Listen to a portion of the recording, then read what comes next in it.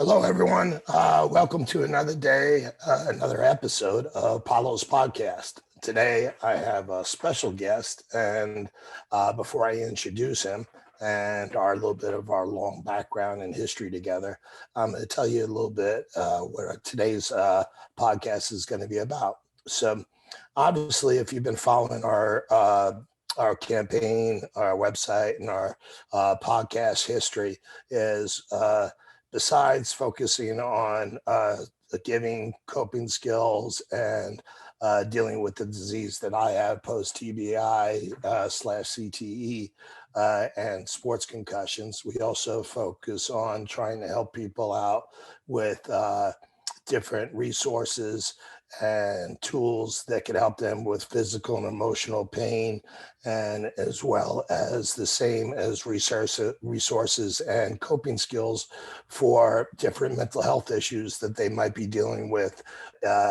as the world is changing. And I want to be positive, but we know the nation is kind of dividing right now.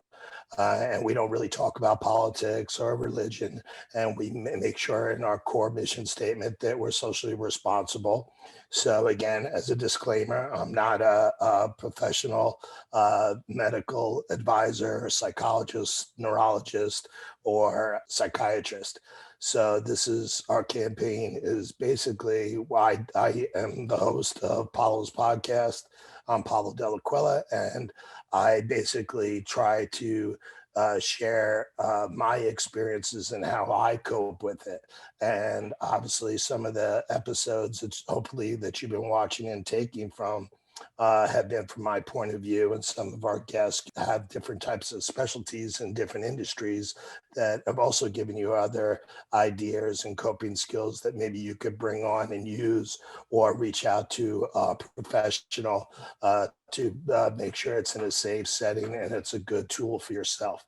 So the problem we're having, and I totally understand it because of the mental health stigma that hopefully will be changing, and we know it's a national health crisis. I don't advocate for anyone to actually do what I do and put themselves out there on a soapbox and share all your inner demons and skeletons and go out. Well, today's episode is kind of we're formatted in a forum of almost of group therapy, which is going to be on our website for free. What the reason behind this is where I could hear someone else's story that obviously they're going through some challenges or been through challenges, and they're brave enough to share, but they know that they also know about my situation, so they feel comfortable about it, and they know I'm not going to betray their trust and hurt possibly down the road their career or anything else and come back as a negative situation. So this is a positive, healthy tool. We have a podcast on tips on picking a psychiatrist and psychologist that after years of trying to get treatment and get help relieve some of my symptoms, since there's no cure, I give you my point of view and some of the strategies I use over time and some things that didn't work. So today I am so fortunate. I'm very close. One of my past businesses, as if you do know, I was an entrepreneur. I did run into some mental health issues and different issues I need to seek out with. So as of 2 years ago, if you go to how CPMHA was born, you'll learn how this whole started. And the problem where we started reaching out to is asking people to write their personal blogs of whatever their symptoms are or whatever problems they're going through. So we don't think we're the only ones that have these issues and pain. And the worst thing is to know that you feel alone or that you're misunderstood. Now, today's guest is, I'm very fortunate to have, has been like a little brother to me. I've known him for over 10 years. His name is Brandon. He was a former baseball player. I started training him. He's in Texas. And Brandon, we built a bond friendship and as a client since he was 14. He was a baseball player. And I also worked out with one of his family members who was a pretty decent high school football player.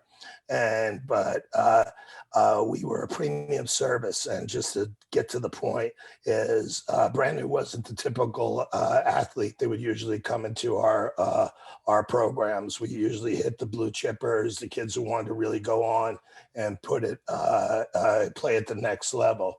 Where Brandon was a little bit different, fell in a little bit of a different box.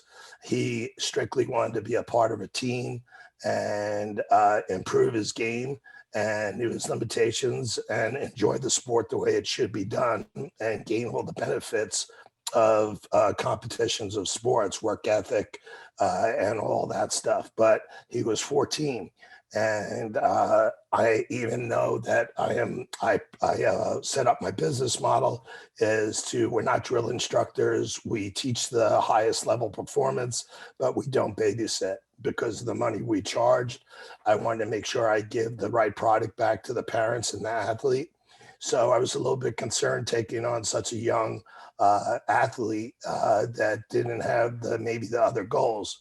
But for some reason, on my first time I met Brandon, Brandon was very quiet. And I met to the mother and she asked me, and I looked at his face and I said, sure, why not? What do I got to lose? I'll take it on. And he couldn't have had a better work ethic. So that's a little bit on Brandon's background. But the real part of the things that is exciting to me and was kind of a calling in this profession, opposed to the other businesses I did, was connecting with young athletes and being a mentor and maybe a shoulder to lean on when they were down or to pat them on the back when they were doing well.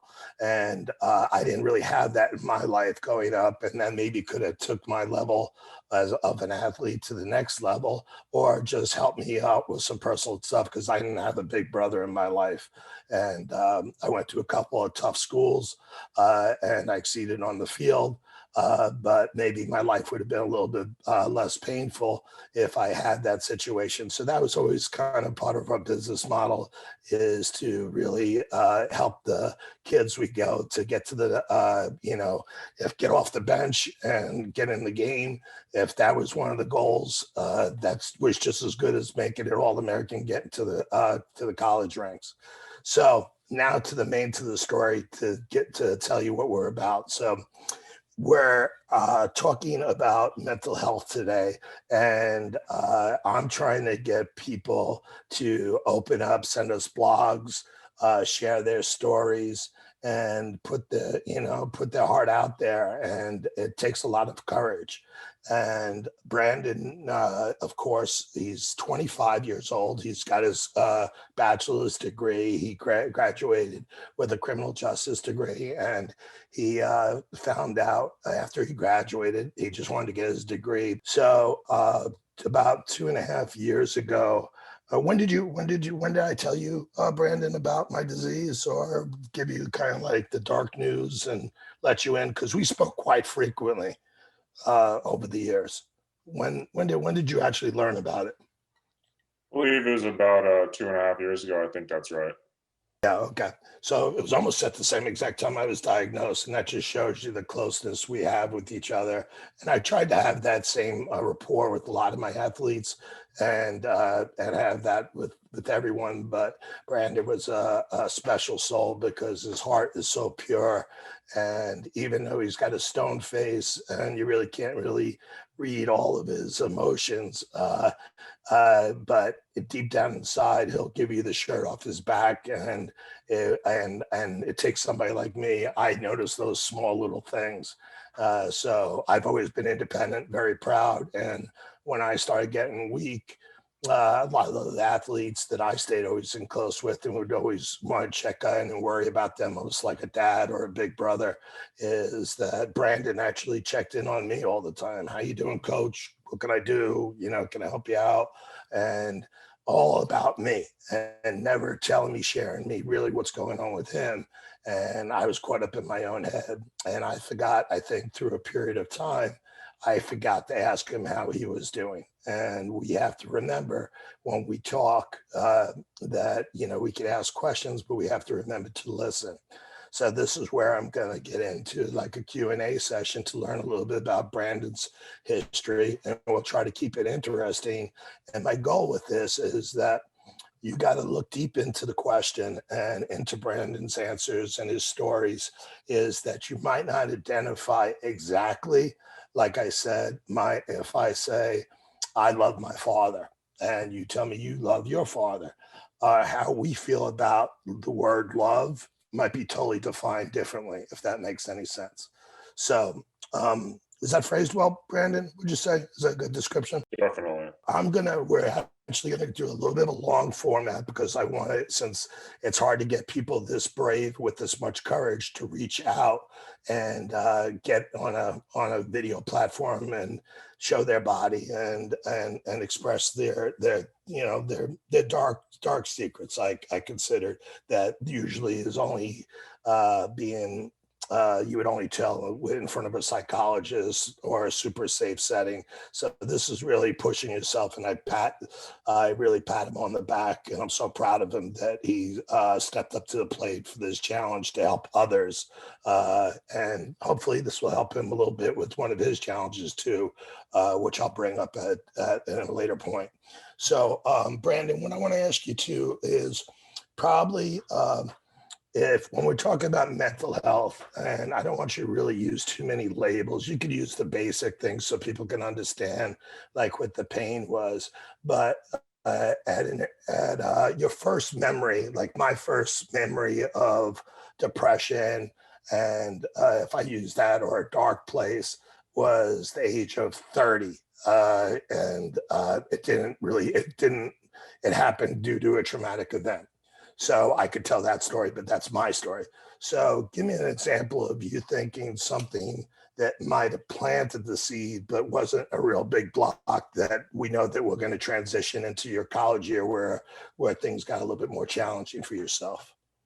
First off, Paolo, thanks for having me on. I'm excited to share my story and really help other people. I think it's really important, and I hope to start the conversation.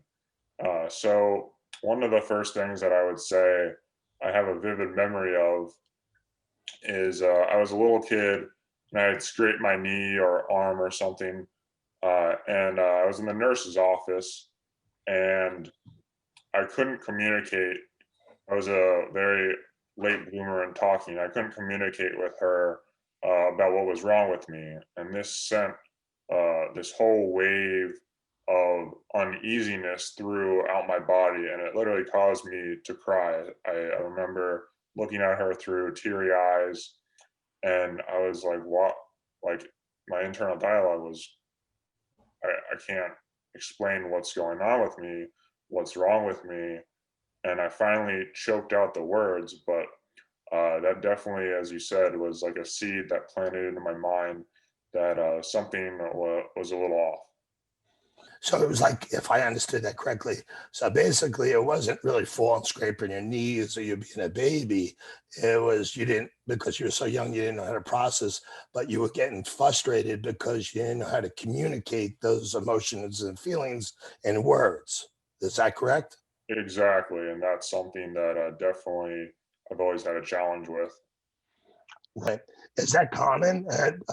Like, because you obviously your parents must have knew it, and I know your parents, and you have come from a professional family. The schools that you went to were all really good schools. You're a bright kid, but did that come to their attention as like, yeah, I guess like a warning sign saying, all right, this is something maybe we should look into with a professional or not? Did anybody spot that as an issue? Or is it just something that just rolled out and time started to grow? And it was never really something that they noticed was a problem of me not communicating. Were always used to me not really communicating very well. I think what really happened is that anytime there was probably a really big issue, we were able to talk it out from what I can remember. But honestly, I don't know. It might have just been something that was slipped under the rug and just slipped by them. Something that just through life just slipped slip through their perception. I can't even remember what happened last week. I can't imagine. I mean, it just shows your intelligence is that, you're remembering, you're 25 now. You remembered an issue that happened when you were 4 or 5 years old. But I was just wondering if, for me, since I work with so many kids over the years, is that I hate labels and putting kids in a box. Or, obviously I'm not a doctor, but I would hear the mothers always watch different shows and say, "Oh, you got to put your son on this." They said that, and they play doctors, and then they rush to the doctors and jump to conclusions and put medicines down their throat.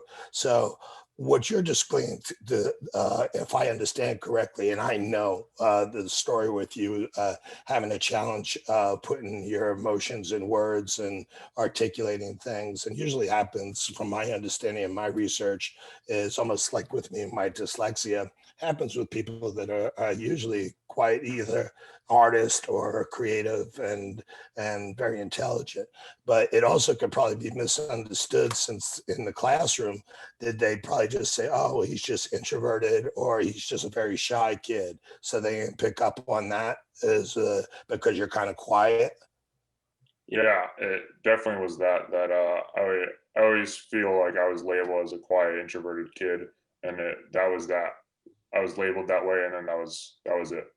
And at Usually, age 5, you're not going to overthink the issue like you would now with some of the pain points that you're dealing with. Now you reach and you know there's a problem, and then you either take the protocols to be proactive or go the other way. So, all right, so that's an interesting statement. So that with you, did they actually put from now, since I don't know what the actual wording is, but if this a young boy or young girl that's, or a parent that's watching this, and their son or daughter, it falls into that class, is it called anything of people that have problems speaking?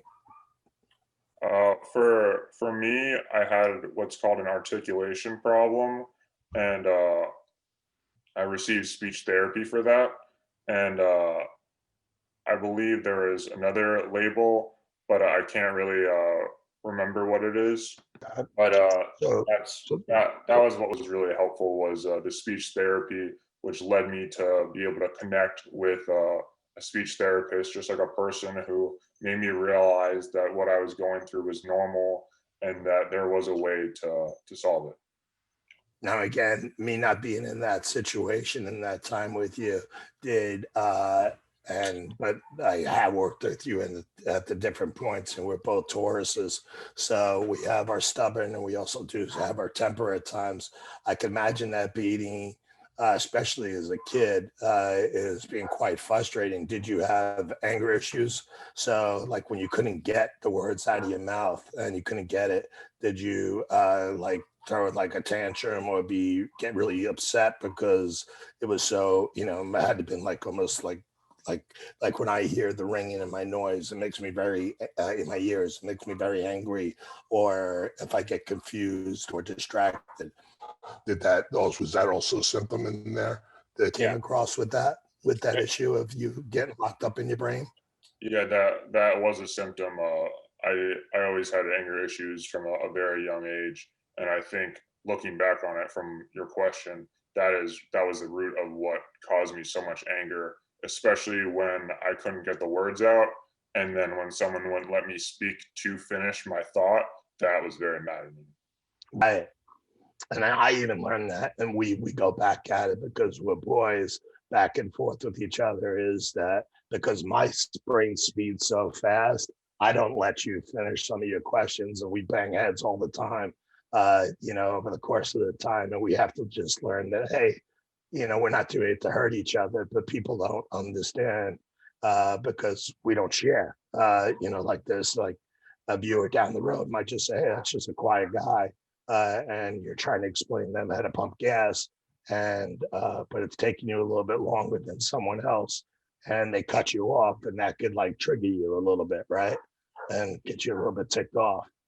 Yeah, definitely. Especially when I know that I understand exactly what I'm trying to say, or if not to be cocky, but if I understand a concept better than what they say, and they say the same thing back to me, and I just really have to sit there and listen to them get their complete thought out Well, I just nod and smile, and I'm like, I know. Mhm. Right, right, right. Yeah, I noticed that. So then, now, did they say that that is, and again, I'm waiting to speak with Dr. Bourne and Dr. Everson, who we're going to be working with. They're professional, like two of the top cognitive psychologists who I think I mentioned to you, to ask them. So, is that would that be considered? And so we're gonna move on after this, but it's important, I think, for your parents and young kids that maybe can identify with this, because you can't be the only person that had this like speech, transferring here to there, because I get it right now due to my disease, but it just comes in a different format. Is that considered a mental health issue, or is that considered more of like a motor skill issue? That's a great question that I honestly don't know the answer to. I never really thought about it. It simply was something that was part of my life that I lived, and I honestly don't think about that much. All right, you know what? So maybe those of you that are hopefully interested in this topic, that would be something that I would encourage you to do some research if you're finding a connection to this story that Brandon's sharing with us.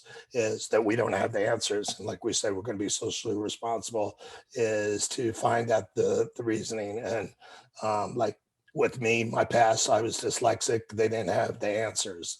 They called it learning disabled, and they treated me a certain way and made me feel really dumb about myself, until later in college. And maybe how they treated Brandon back when he was 5 years old to get over his issue is now they would treat him totally different. Do you know that answer? I don't really. The answer to that question, I believe, is that I would have had more than simply a speech therapist. I would have had a cognitive psychologist as well to help me through my other issues. Where that would be, in addition to that probably would have helped me more have a context at a younger age that it is normal that it's simply something that I may have to deal with, but that I could have had more of a context of, and it wouldn't have led to self-esteem issues down the road. Right. And that's where we're going to be going next. But I think this is also a good important topic to bring up. Is question is that everyone looks for the quick fix. No one wants to see a loved one or themselves in pain or discomfort. We want everything fixed, and we don't want to put the time and energy. And I can imagine if your speech therapist was probably like our workouts. I couldn't get you faster getting out of the box down the line to first base on the first day. You know how hard we worked in the gym. It was, and then I also gave you homework on your own. So you had to put your time in. I couldn't just get that speed right away and snap it. So you probably it wasn't like you went to one session. You had to go over and over to get the treatment, correct? Yeah, I had weekly sessions and I also had homework. I had a very strong difficulty saying the letters R and L, and it's funny talking about it makes me remember I had flashcards that I would flip over. It was like there'd be like a bird or something on it, helping me say bird, like say the R, and so there's a lot of homework, and it took a long time for me to get through it with all of that help. You definitely had to work at it.